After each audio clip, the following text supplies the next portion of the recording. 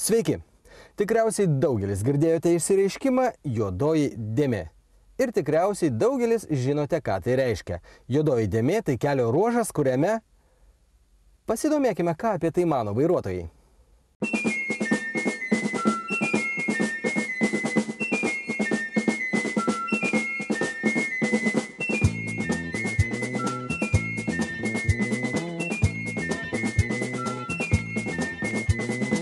Sakykit, ar žinot, kas yra juodoji dėmė?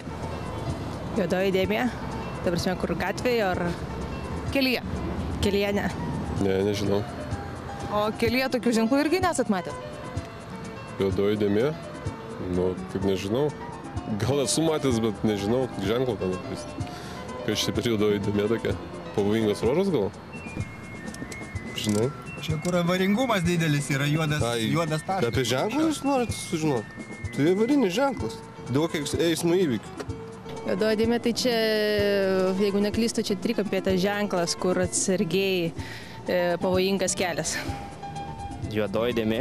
Ne, nežinau. Ir nežinot, kaip keliuose žymimos juodosios dėmės? Ai, tokia juoda, taip, žinau. Tai yra vieta, kur vyksta daugiau negu 5 avarijos per metus, man atrodo. Žiūrint apie ką kalbant. Nu, ne apie kosmosą. Nu, tada turbūt nelabai. Apie kelius. Irgi turbūt nelabai. Nežinot, kas yra juodoji dėmė ir kaip jos yra ženklinimos keliuose? Ai, čia apie ženklus, pavojingas kelio ruožas. Nu, tai tiek turbūt tada žinau. Ar žinot, kaip yra ženklinama? Juodas taškas, jeigu neklystų, raudonam trikampyje. Nu, kraštais raudonas pažymėtais. Taip, įspėjamasis ženklas ir juoda dėmė per vidurį. Juodoji dėmė? Taip, girdėjau. Kas tai yra? Skylė danguje, ne? Ne, skylė kelyje, kurioje vyksta daug avarijų. Ne, negirdėjau. Ir nežinot, kaip žymimos juodosios dėmės keliuose?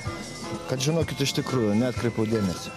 O trikampis ženklas su juodų taškų vidury. Šitą mačiau. Ir ką jis reiškia? Velnias žino. Net neįsivaizduoju. Yra ir yra toks. Kaip galvojat, ar daug yra tų juodųjų dėmių Lietuvoje? Manau daug, jeigu čia reiškia pavojingas ruožas, ta dėmė. Kaip galvojat, kiek? Net sunku pasakyti daug. Labai daug. Šimtais, tūkstančiais? Nu, šimtais tai tikrai, gal netgi tūkstančiais Lietuvoje. Nežinau, įsivaizduoju 100, 200 gal. Net neįsivaizduoju, bet įsivaizduoju, kad tiksliau, manau, kad nemažai. Tūkstančiai, šimtais skaičiuojam? Nu, šimtais tai tikrai. 172. 172, iš kur toks skaičius? Paprasčiausiai viską žinom.